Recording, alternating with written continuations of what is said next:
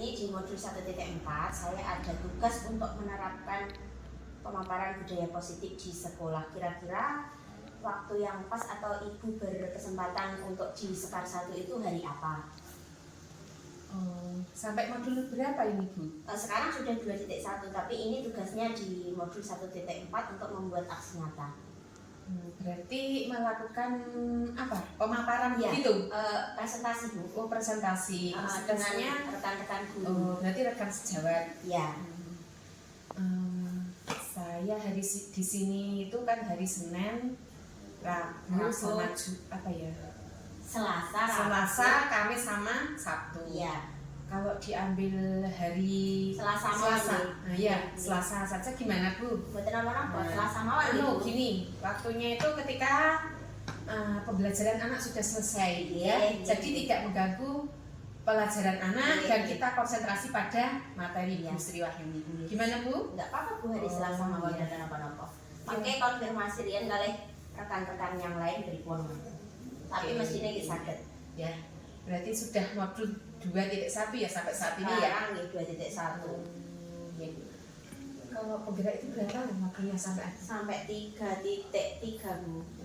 Sudah hampir separuh. Oh ya, berarti sudah jalan separuh ya? Separuh ya. jalan. Ya, nggak apa-apa Bu, besok hari Selasa semuanya disiapkan. Terus materinya juga siap. Nah, baru bisa melakukan pemaparan. Gitu. Terima kasih cukup Bu. Sudah. Untuk materinya sudah. Ini tinggal tergantung pelaksanaannya. Semoga sukses. Amin. Ya. Insya Allah besok Selasa saya hadir di SD Sekar 1. Terima kasih Bu. Ya. Sebelumnya, Bismillahirrahmanirrahim. Assalamualaikum warahmatullahi wabarakatuh. Yang terhormat Kepala Sekolah SD Negeri 1 Sekar Ibu Tuti Indarwati SDJ, yang saya hormati Bapak Ibu Guru SDN 1 Sekar, serta tenaga pendidikan SDN 1 Sekar yang berbahagia. Marilah kita panjatkan puji syukur kehadirat Allah Subhanahu wa Ta'ala yang telah melimpahkan rahmatnya, sehingga kita hari ini dapat berkumpul di ruang SDN 1 Sekar ini dalam keadaan sehat walafiat tanpa ada arang suatu apapun. Tak lupa selawat serta salam kita panjatkan kita turahkan kepada junjungan kita Nabi besar Muhammad SAW yang telah membawa kita dari zaman jahiliyah menuju zaman Islamnya, dan semoga kita mendapatkan syafaatnya di yaumul qiyamah nanti. Bapak Ibu, di sini saya Sri Wahyuni CGP angkatan 11 tahun 2024 akan menyebarkan pemahaman dan penerapan pengalaman budaya positif dari modul 1.4. Konsep inti budaya positif. 1. Perubahan paradigma belajar. 2. Makna disiplin. 3. Motivasi perilaku manusia. 4. Disiplin positif. 5. Keyakinan kelas. 6. Kebutuhan dasar manusia. 7. Posisi kontrol guru. 8. Segitiga restitusi. Selanjutnya, pembelajaran paradigma baru. Pembelajaran paradigma baru atau kurikulum merdeka merupakan pembelajaran yang berorientasi pada penguatan kompetensi dan pengembangan karakter yang sesuai dengan dimensi profil pelajar Pancasila, yang diantaranya adalah berkebinekaan global, bergotong royong, kreatif, bernalar kritis, mandiri,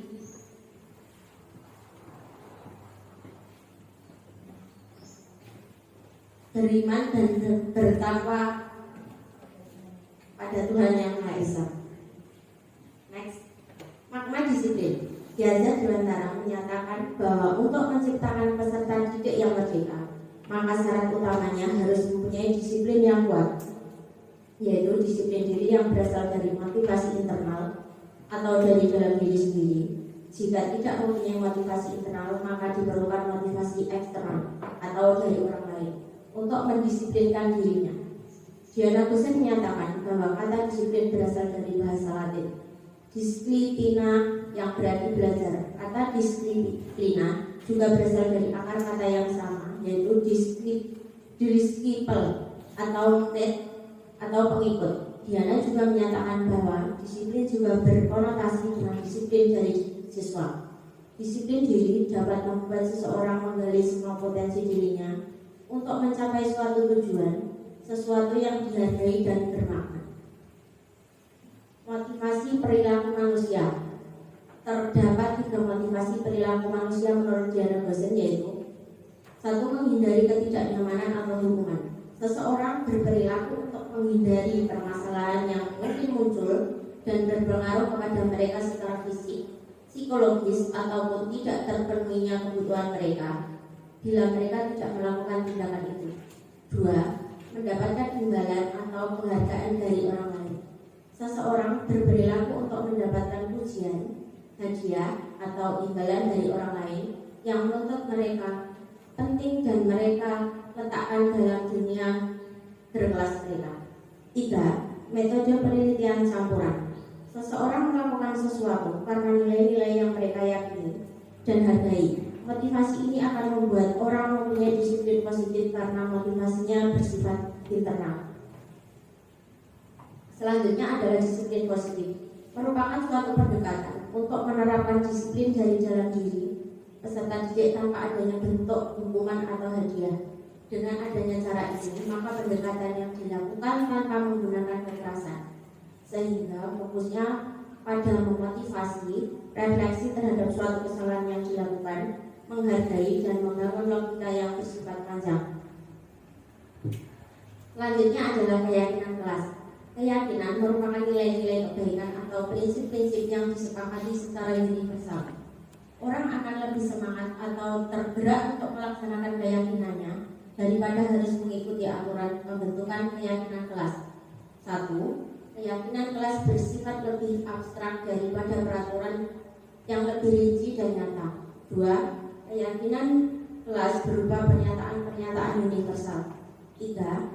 Pernyataan keyakinan kelas selalu dibuat dalam bentuk positif. 4. Keyakinan kelas harusnya dibuat tidak terlalu banyak, sehingga mudah diingat dan dipahami oleh semua anggota kelas. 5. Keyakinan kelas hendaknya sesuatu yang dapat diterapkan di lingkungan itu. 6.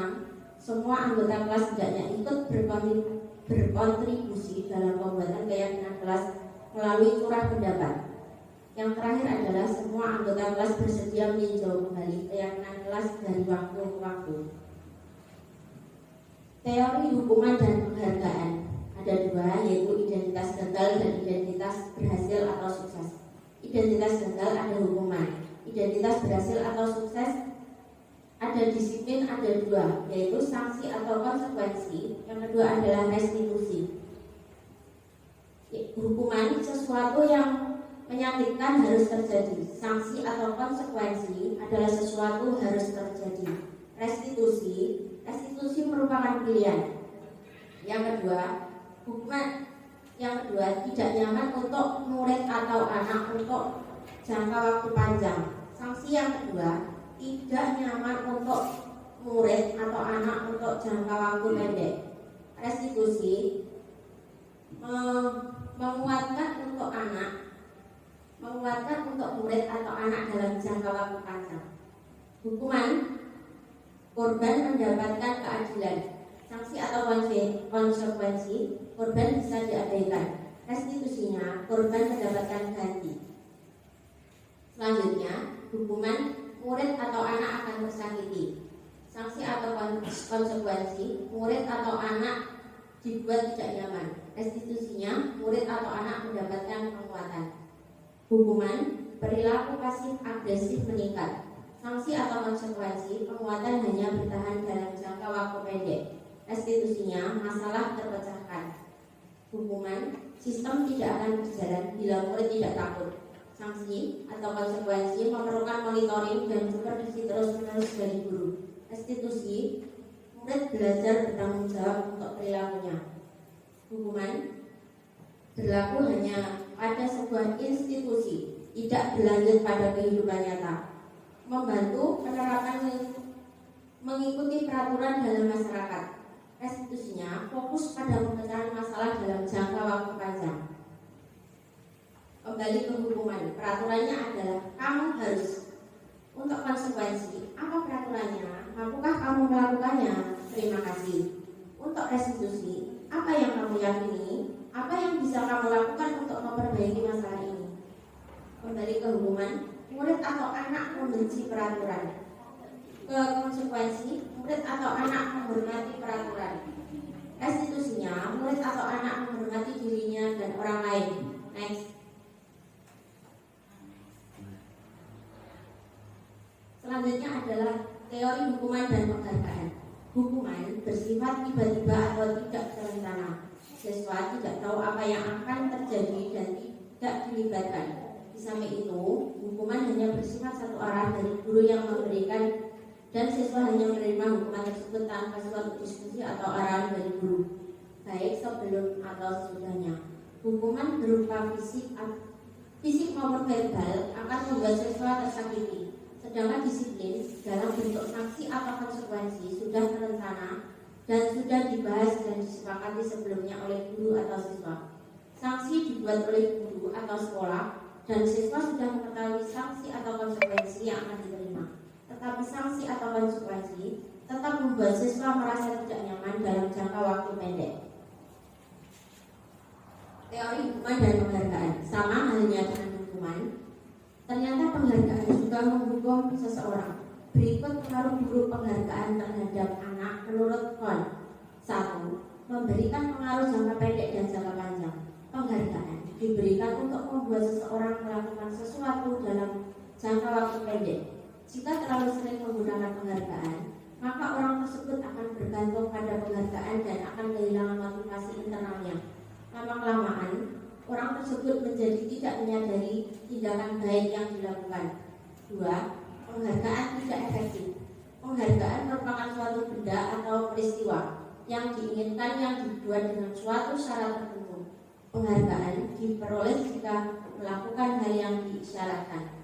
Jika tidak mendapatkan penghargaan yang diharapkan, maka akan timbul rasa kecewa dan berkecil hati dan kemungkinan di lain waktu tidak akan berusaha sekeras sebelumnya.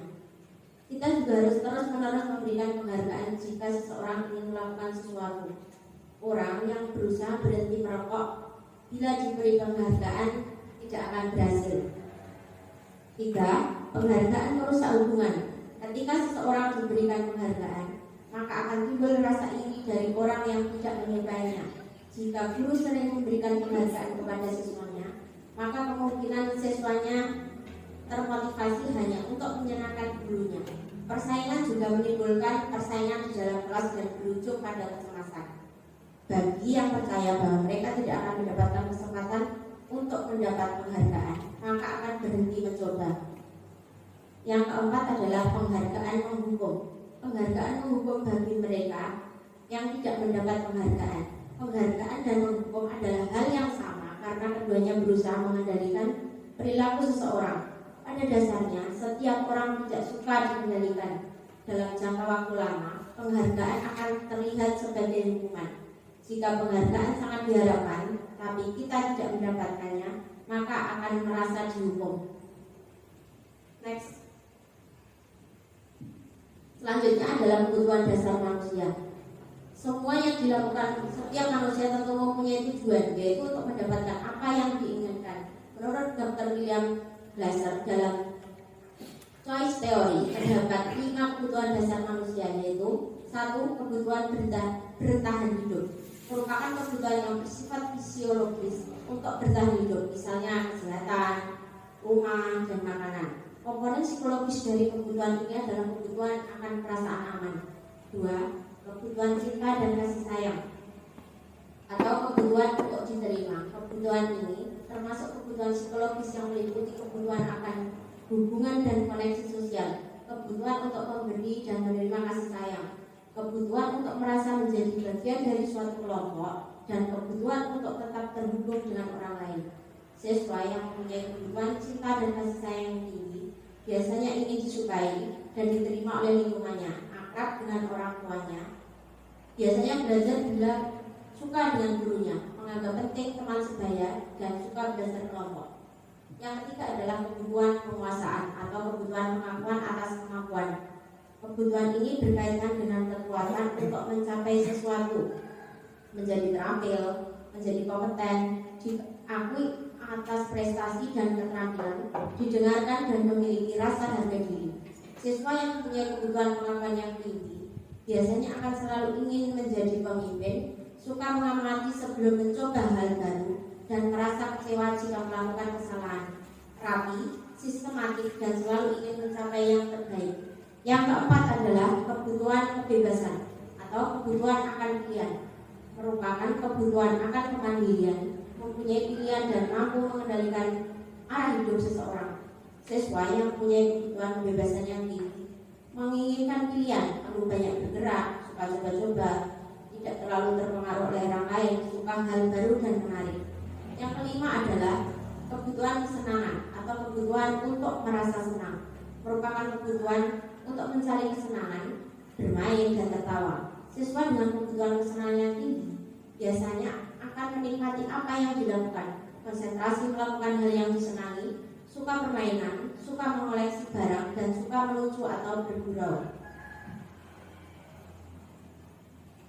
Selanjutnya adalah posisi kontrol guru. Posisi kontrol guru, menurut Diana Dosen terdapat 5 posisi kontrol seseorang guru terhadap siswanya, yaitu 1. Penghukum.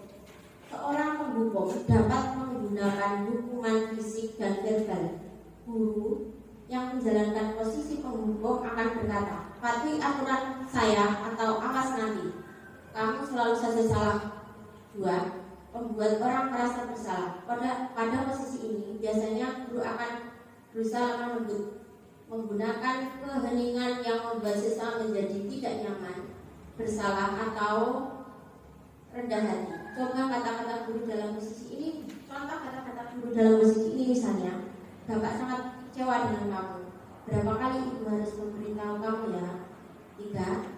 Sebagai teman, dalam posisi ini guru tidak akan menyakiti murid, tapi akan selalu berusaha mengontrol siswa melalui persuasi.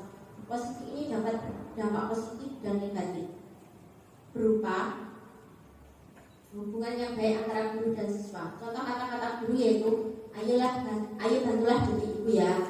2. Tidak semua bantuan ibu selama ini. Hal negatif dalam posisi teman adalah, bila guru tidak dapat membantu, maka siswa akan kecewa dan berkata, "Saya pikir bapak adalah teman saya." Murid menjadi tidak mau lagi berusaha. Siswa hanya mau bertindak untuk guru tertentu, tidak untuk guru lain, dan siswa akan tergantung pada guru tersebut. Yang keempat adalah monitor atau pemantau. Posisi pemantau berdasarkan peraturan-peraturan dan konsekuensi dengan memisahkan hubungan pribadi. Pertanyaan yang biasa diajukan biasanya, peraturannya apa? Apa yang telah kamu lakukan? 5. Posisi sebagai manajer merupakan posisi monitor di mana guru berbuat bersama dengan murid, mengajak siswa mempertanggungjawabkan perilakunya, mendukung siswa menemukan solusi dan permasalahannya sendiri. Murid diajak menganalisis kebutuhan dirinya dan kebutuhan orang lain. Yang terpenting adalah kolaborasi dengan kata-kata seseorang manajer, yaitu apa yang kita yakini, termasuk dalam keyakinan kelas. Apa yang kamu yakini? Jika kamu meyakininya, apakah kamu bersedia memperbaikinya? Jika kamu memperbaikinya, hal ini menunjukkan apa tentang dirimu? Apa rencanamu untuk memperbaikinya? Seseorang manajer tidak mengatur perilaku siswanya, tetapi untuk membimbing murid agar mengatur dirinya.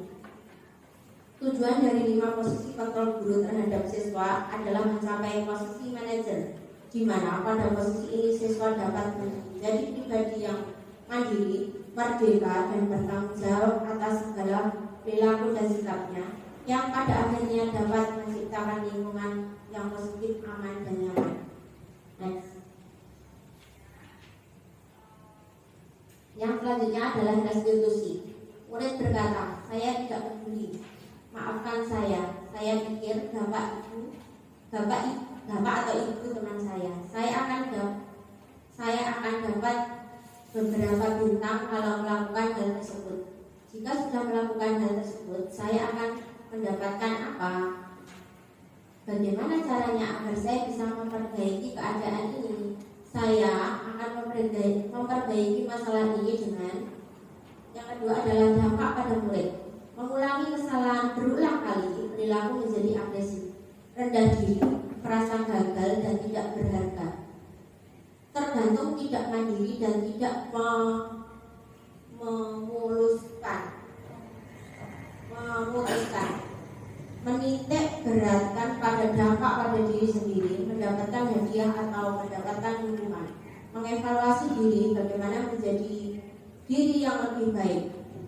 Kalian dengan dunia berkualitas, murid meletakkan guru di luar dunia berkualitas. Murid meletakkan guru di dalam dunia berkualitas. Murid meletakkan guru sebagai orang penting dalam dunia berkualitas. Murid meletakkan guru peraturan di dunia berkualitas. Murid meletakkan dirinya sebagai individu yang positif dalam dunia berkualitas.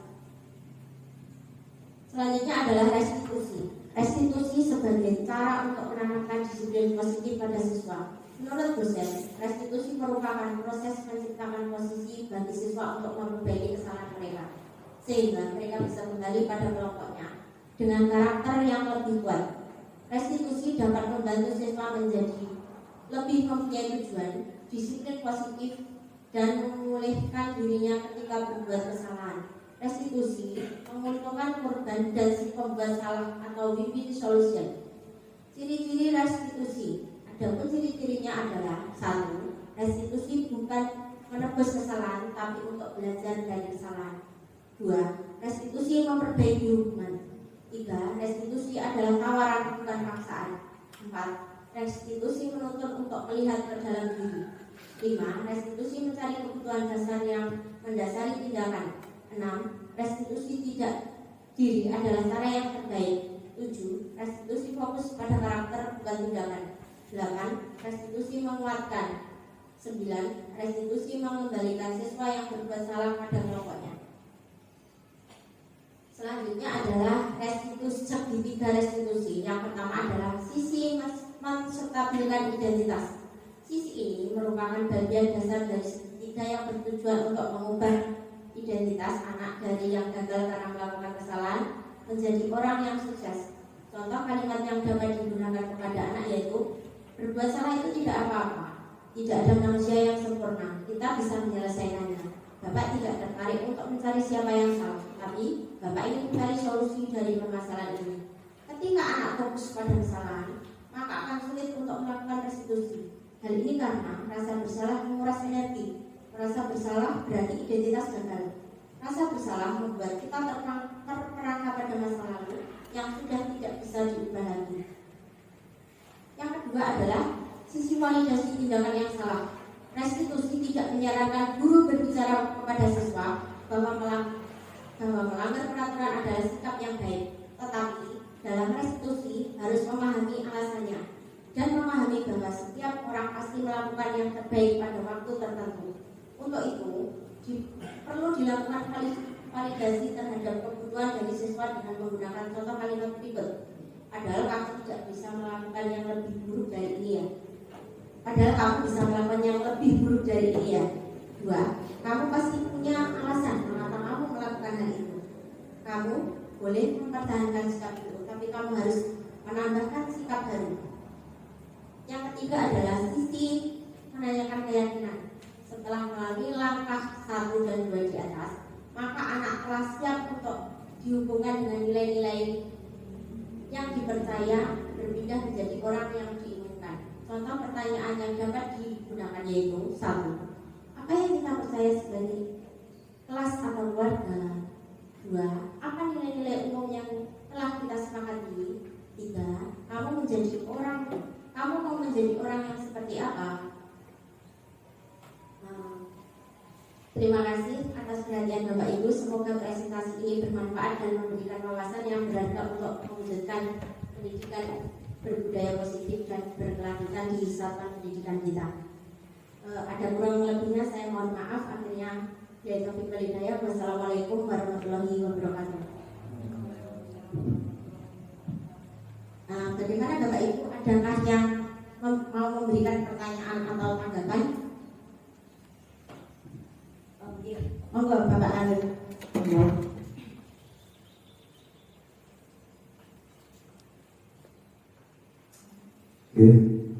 Matur Gustri, tadi dalam slide diunjukkan tentang kedisiplinan yang mengingat pentingnya kedisiplinan di sekolah.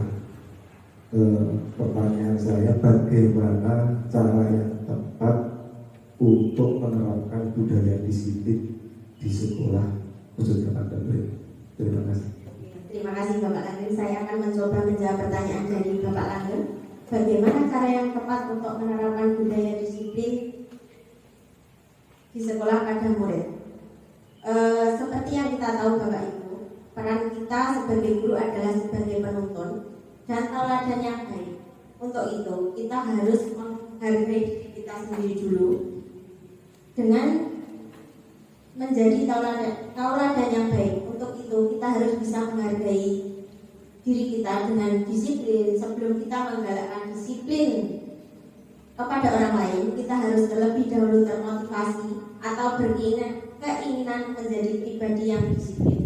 Misal, selalu datang tepat waktu, selalu menggunakan pakaian atau seragam yang sesuai, berbicara dengan ramah dan sopan, serta hal kecil yang seperti membuang sampah pada tempatnya. Jadi ketika di lingkungan sudah terbentuk perilaku disiplin, maka akan menyebar kepada orang lain dan akan menjadi kebiasaan baik yang akan berjalan.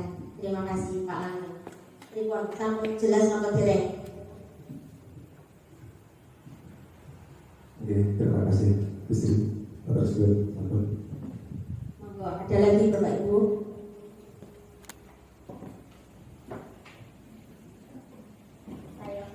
Oke, monggo Bu Santi.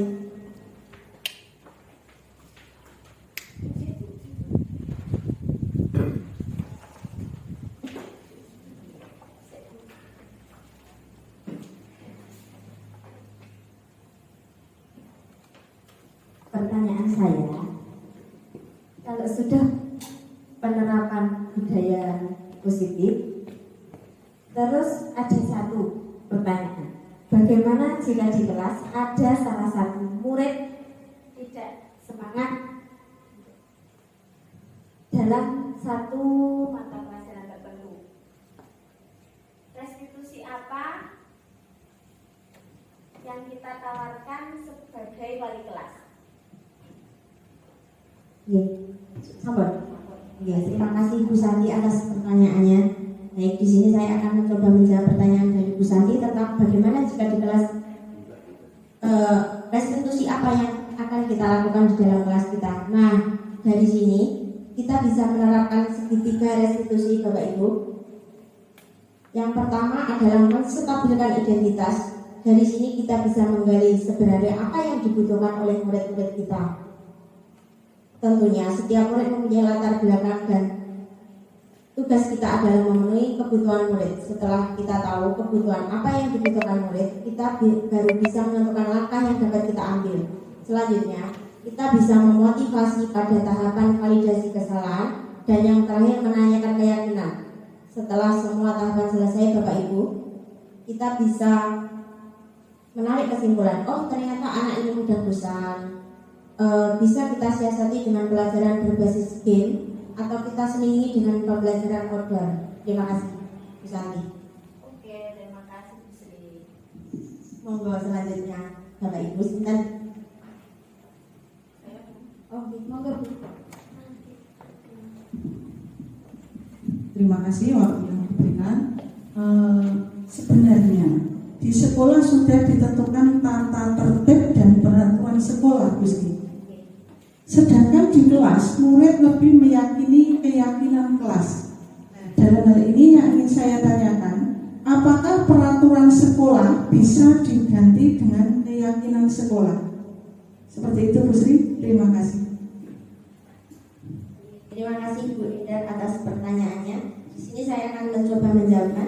Sebenarnya tidak perlu diganti, melainkan kita bisa menambahkan keyakinan sekolah dalam penerapan yang sesuai peraturan sekolah, namun dengan bahasa yang lebih positif. Misalnya, dilarang berangkat terlambat menjadi kita meyakini untuk selalu berangkat sebelum jam 7. Matur nuwun. Terima kasih. Terima kasih Bu Sri. Monggo, ada lagi apa mau memberikan tanggapan mawon bukan pertanyaan? Mungkin monggo Bu Yani. Pertanyaan mungkin yang terakhir ini. Gini Bu, pertanyaan dari kami, apa sebenarnya tujuan dari restitusi guru kepada murid? Satu pertanyaan. Oh iya, terima kasih Bu Yani. Restitusi guru terhadap murid adalah mengubah identitas anak dari orang yang gagal karena melakukan kesalahan menjadi orang yang sukses. Anak yang melanggar peraturan karena sedang mencari perhatian adalah anak yang sedang mengalami kegagalan. Terima kasih Bu. Pripun Bapak Ibu, ampun jelas ya. Pripun masih ada lagi? Dari pemaparan tadi yang Bu Sri sampaikan, izin bertanya, bagaimana cara membudayakan hal-hal positif pada murid yang kurang mendapat perhatian dari orang tuanya di rumah? Oh iya, terima kasih Bu. Dengan berkolaborasi. Jadi penting bagi guru untuk selalu berkolaborasi dengan orang tua. Dalam hal ini sebelum kita mengambil hati anaknya, terlebih dahulu kita melakukan pendekatan dengan orang tua, dengan berkomunikasi lewat grup kelas menjadi orang tua. Jadi orang tua bisa tahu perkembangan dan apa saja yang dibutuhkan anaknya. Karena kita hanya berinteraksi sebentar dengan peserta didik dan bukan serta-merta hanya tanggung jawab guru. Untuk itu dukungan dari orang tua tetap diperlukan yang dapat kita peroleh dari komunikasi tersebut. Terima kasih Bu Sulis.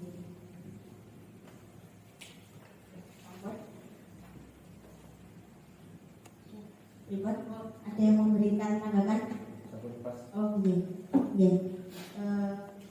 Saya akhiri kembali Bapak Ibu. Terima kasih atas perhatiannya. Akhirnya, Wassalamualaikum warahmatullahi wabarakatuh. Waalaikumsalam warahmatullahi wabarakatuh. Bismillahirrahmanirrahim. Assalamualaikum warahmatullahi wabarakatuh. Terima kasih kepada Bu Sri yang telah memberikan kesempatan kepada saya untuk memberikan umpan balik bahwasanya materi yang disampaikan Bu Sri Wahyuni, calon guru penggerak angkatan 11, pemaparannya sangat bermanfaat bagi kami, yaitu mengenai restitusi, sehingga ilmu-ilmunya sangat bermanfaat dan menginspirasi kami sebagai rekan-rekan guru. Kedepannya semoga pendidikan di sekolah kita lebih maju dan sukses selalu kepada Bu Sri Wahyuni. Terima kasih. Wassalamualaikum warahmatullahi wabarakatuh. Assalamualaikum warahmatullahi wabarakatuh. Perkenalkan, nama saya Muhammad Lani Suprayogi. Saya dari SD Negeri 1 Sekar. Saya mengajar di kelas 4 SDN tersebut. Pada kesempatan ini izinkan kami memberikan sedikit tanggapan tentang presentasi yang dilaksanakan atau dilakukan Ibu Sri Wahyuni pada hari Senin tanggal 26 Agustus 2024. Ibu Sri Wahyuni pada presentasi yaitu memaparkan tentang disiplin positif. Presentasi tentang disiplin positif yang disampaikan Ibu Sri Wahyuni sangat memberikan banyak wawasan yang berharga pada kami. Presentasi tidak hanya berbicara tentang teori, tetapi juga memberikan contoh penerapan disiplin positif dalam situasi sehari-hari. Ini memberikan peserta panduan praktis yang dapat langsung diterapkan dalam kehidupan sehari-hari. Terima kasih kepada Ibu Sri Wahyuni atas usaha dan dedikasi dalam penyampaian materi ini. Presentasi ini tidak hanya memberikan wawasan baru, tapi juga inspirasi untuk menerapkan disiplin positif dalam kehidupan kita sehari-hari khususnya. Sekian dari kami, kurang lebihnya mohon maaf. Akhir kata, wassalamualaikum warahmatullahi wabarakatuh. Bismillahirrahmanirrahim. Assalamualaikum warahmatullahi wabarakatuh. Terima kasih kepada Bu Sri Wahyuni, CGP Angkatan 11 tahun 2024 yang telah memberikan kesempatan kepada saya untuk memberikan umpan balik tentang pemaparan disiplin positif yang sangat berguna untuk saya tentang restitusi kelas yang sangat bermanfaat pada kami, dan kedepannya semoga bermanfaat juga untuk lembaga kami. Terima kasih. Wassalamualaikum warahmatullahi wabarakatuh. Assalamualaikum warahmatullahi wabarakatuh. Perkenalkan, saya Mela Anissa Marstiani. Saya merupakan rekan dari Ibu Sri Wahyuni. Di sini saya akan menyampaikan umpan balik saya terkait pemaparan yang dilakukan Ibu Sri tentang penerapan budaya positif di satuan pendidikan. Nah, dari pemaparan yang disampaikan beliau, di sini saya menjadi mengerti bahwa budaya positif di sekolah dapat terbentuk dengan adanya motivasi dari diri kita sendiri terlebih dahulu. Jadi, sebelum kita menyebarkan budaya positif kepada lingkungan kita harus mempunyai motivasi diri untuk menjadi pribadi yang lebih menghargai diri sendiri dengan disiplin. Disiplin di sini bisa kita mulai dari hal-hal yang sederhana, misalnya disiplin waktu untuk datang selalu tepat waktu, kemudian mengerjakan tugas dengan tidak menunda-nunda waktu pengerjaannya dan lain sebagainya. Kemudian disiplin dalam bertindak. Disiplin dalam bertindak, misalnya kita berbuat sopan, kemudian kita menghargai lingkungan kita dengan membuang sampah pada tempatnya dan lain-lain. Nah, hal-hal sederhana seperti ini menjadi kunci utama dalam kita memulai budaya positif. Kemudian kebiasaan-kebiasaan yang bisa kita lakukan secara berkelanjutan dapat mempengaruhi lingkungan-lingkungan di sekitar kita untuk menjadi pribadi yang lebih disiplin lagi. Menjadi contoh yang baik, menjadi acuan agar kebiasaan-kebiasaan ini menjadi budaya positif yang berkontinu dan berkelanjutan. Kemudian untuk menyelesaikan beberapa masalah yang sering timbul di antara anak-anak, biasanya kan ada ego masing-masing dengan latar sosial masing-masing. Kita bisa menerapkan dengan adanya restitusi yang sebelumnya kita hanya menghakimi salah satu yang bisa dikatakan berbuat salah tanpa kita menggali lebih dalam apa sih sebenarnya kemauan mereka, apa sih sebenarnya yang mereka butuhkan, yang mana hal ini mungkin akan menyakiti salah satu pihak. Nah, dari restitusi ini kita bisa menjadi pribadi yang lebih memahami karakter anak, kemudian bisa menjadi contoh yang baik agar kedepannya menjadi disiplin positif yang lebih baik lagi. Nah, selain itu kita juga bisa memposisikan diri menjadi lebih dekat dengan mereka dengan beberapa pendekatan dengan posisi kita sebagai seorang manajer, yang mana selain kita memahami mereka, kita juga bisa mempengaruhi atau memotivasi mereka untuk berubah menjadi yang lebih baik lagi, seperti yang sesuai dengan tujuan restitusi, mengubah identitas gagal seorang anak menjadi identitas yang sukses. Demikian yang dapat saya sampaikan. Terima kasih Bu Sri atas pemaparannya. Semoga Bu Sri sukses selalu. Demikian, wassalamualaikum warahmatullahi wabarakatuh.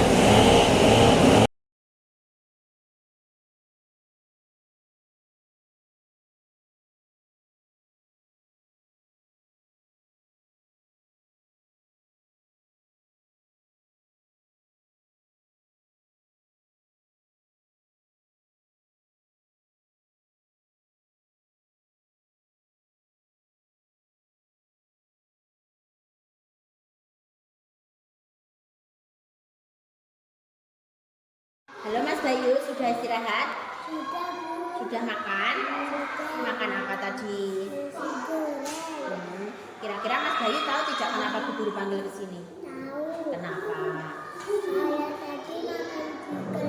Pada saat Waktu belajar. Kira-kira boleh apa tidak makan pada saat waktu belajar? Tidak boleh. Tidak boleh, iya.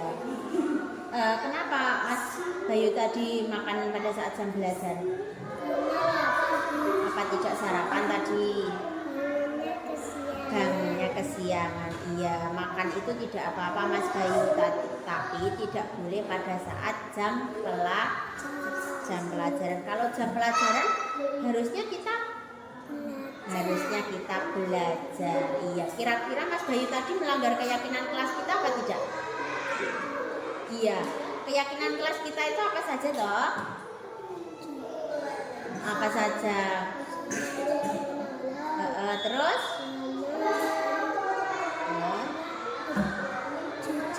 Ya, terus disiplin, ya, terus apalagi?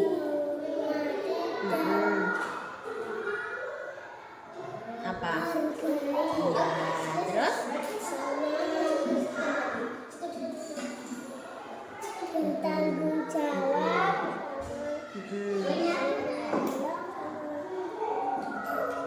mandiri. ya, ya. Kira-kira Mas Bayu akan mengulanginya lagi apa tidak? Karena mengganggu kelas dan tidak berkonsentrasi. Besok lagi akan seperti apa? Tidak terulang lagi, akan bangun pagi dan sarapan di mana? Ya, alhamdulillah karena sudah mengakui kesalahan dan besok akan berubah sikapnya menjadi ke lebih baik. Ya, oke, boleh kembali ke kelas ya. Ya. Mbak Sakila sedang apa? Loh, PR apa?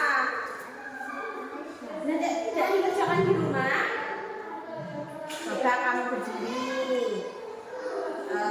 Mbak Sakila tidak mengerjakan PR tidak apa-apa. Tapi tentunya ada alasannya kan tidak mengerjakan PR. Apa alasannya? Oh, terus kok tidak mengerjakan PR dulu? Kelelahan, iya. Mbak Sakila tidak mengerjakan PR tidak apa-apa karena kemarin juga ada teman yang tidak mengerjakan PR. Tapi Mbak Sakila tadi tidak terlambat kan berangkat sekolahnya? Iya, karena itu tadi masih ada hal baik. Tapi tentunya Mbak Sakila tahu kesalahannya apa, melanggar apa? Ya, melanggar keyakinan kelas kita. Melanggar keyakinan kelas kita yang mana? Tidak? Oh iya, tidak bertanggung jawab atas tugas. Kira-kira besok akan seperti apa?